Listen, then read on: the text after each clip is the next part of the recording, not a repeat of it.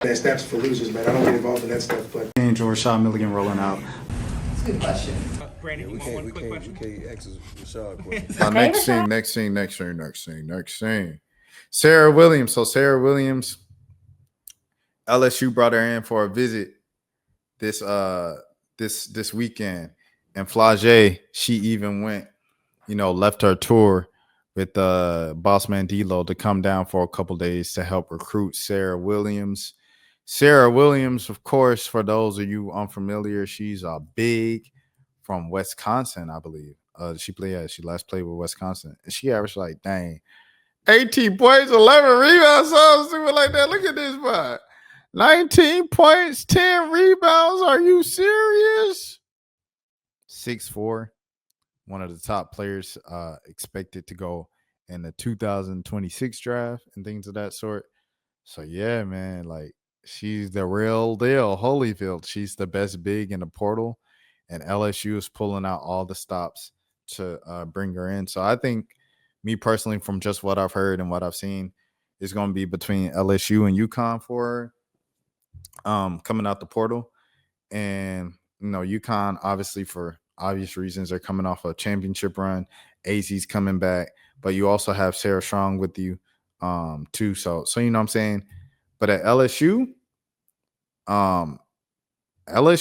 this propels LSU. They've been trying to get over that hump of the Elite Eight, kind of like Angels last year and the first year post Angel.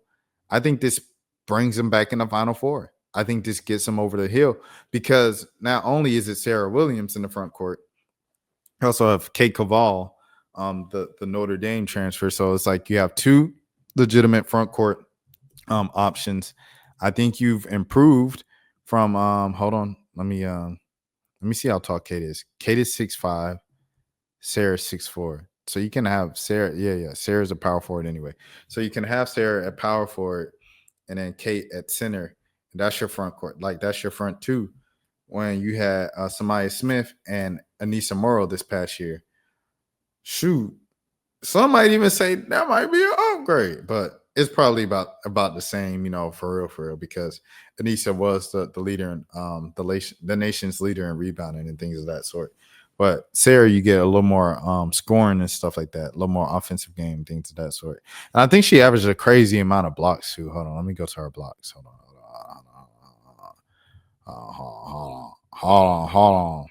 Oh yeah, she had 5 blocks in the last game. Goodness gracious. Yeah, she averaged 2.3, nearly 2.5 blocks, bro, a game. Goodness gracious. You get that. I think that puts you in with the return of Flage, with the return of Michaela Williams. By the way, I think this is Flage confirming because she didn't outright say, I am coming back to LSU. She didn't say that. She just said, we had talks. We talked about it. I like the talk that we had. I had offers, but I had a good talk with Kim. She never said outright. This is her outright saying, I'm coming back to LSU because I think the deadline to enter the portal is like the 20th. I'm sorry. When you have the internet up here, just take the extra second to Google. Spring transfer portal deadline. Yeah. Window. Yeah, you have until April 25th. So they have one more week.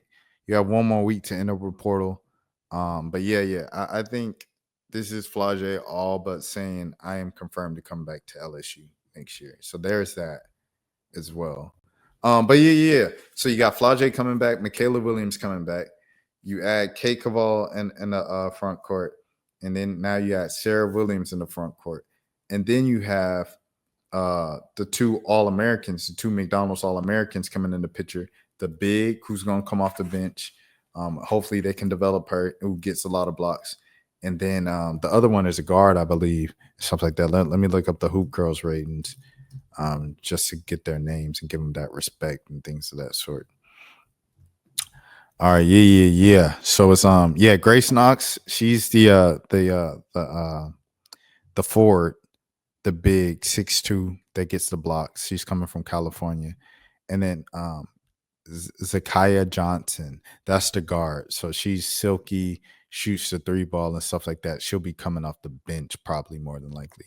But that's a good 5, bro. That's a good 5. That's a good 5. That's a good 5.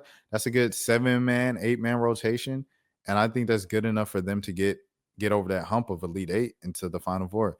And I think things are open next season with USC having this situation and things of that sort. Of course, Jazzy's coming in. So Jazzy's coming in now as number 1. They bumped her up to number 1 over Aaliyah Chavez.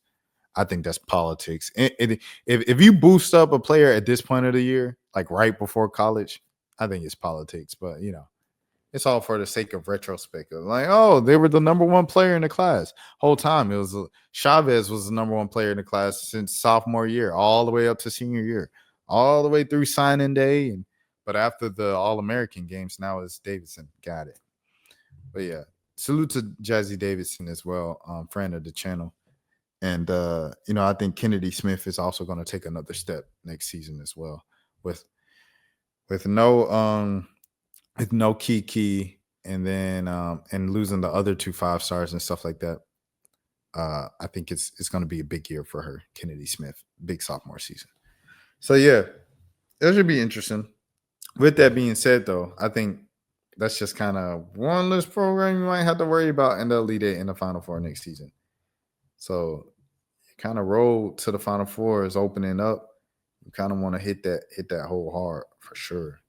It sounded crazy, but it is what it is. All right, let's go into the That's for losers, man. I don't get involved in that stuff, but Angel Rashad Milligan rolling out. That's a good question. We can't ask Rashad a question. Hey, Rashad.